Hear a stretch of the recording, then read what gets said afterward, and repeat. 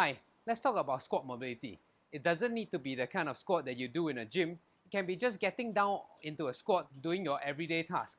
And believe me, I know a lot of people who used to be able to squat but lose that ability over the years. Watch out now.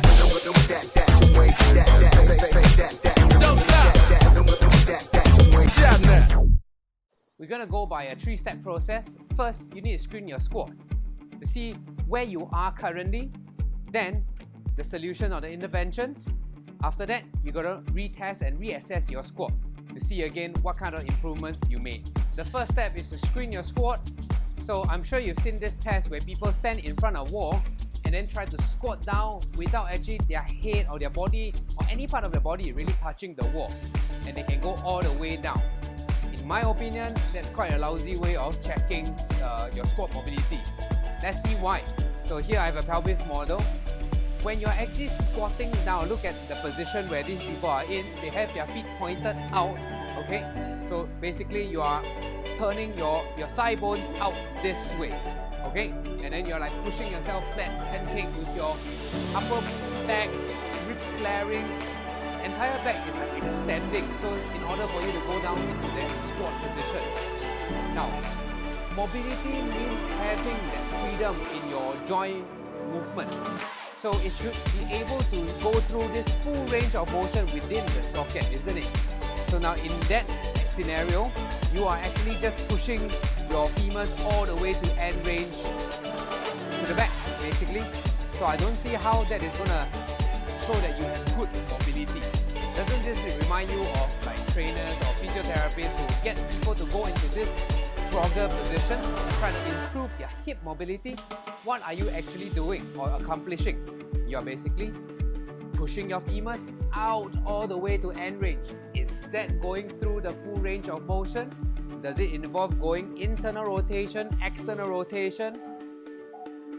So in my opinion, the best screening for a squat will be just a bodyweight squat, ass to grass.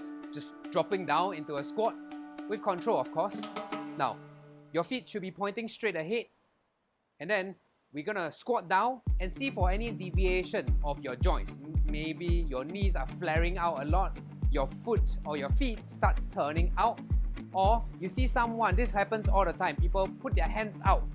It's like counterbalancing so they can go down into a squat, or they round their backs a lot so that they go down into a full squat. At the bottom, you see this very big hunch. So what does that tell you?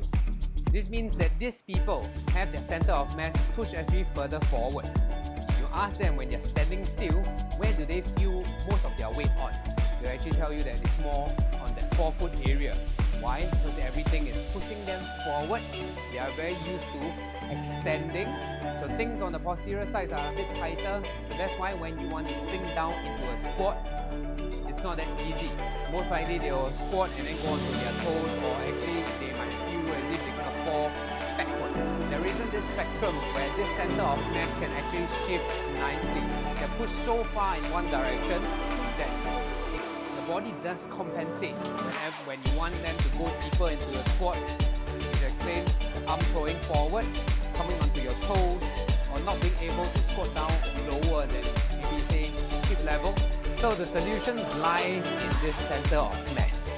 So if we have our center of mass too far forward, we need to find a way to push back that center of balance, get the body to self-organize. So we need to provide the conditions. Now, I like to do this with my clients, people who are very extended. I'll start them off in a TRX squat.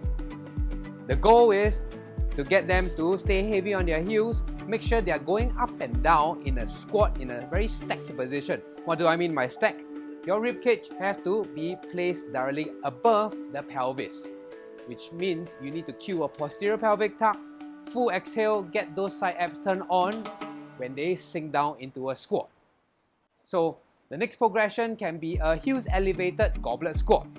You can hold the weight in front of you slightly further or nearer to you as you progress. As you get better, you're probably going to hold it nearer to you. But of course, in the beginning, you probably want to hold it slightly further. Again, use it as counterbalance. So the last one, probably you can take away the heel elevation, hold that goblet squat. This is not easy. I haven't progressed a lot of clients to this stage yet.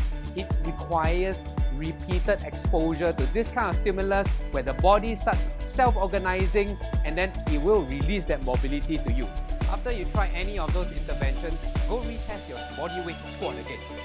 See if you can get down a bit lower, or maybe your foot or your feet doesn't turn out as much, your knees doesn't flare out as much.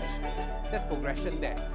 Repeat this stimulus to your body. You can even use this to warm up prior to your weightlifting session and see the changes in your body. You might actually go down deeper into your squat, and that's a bonus for you. If you found this video helpful, please help me smash that like button, subscribe to this channel, or share with your friends.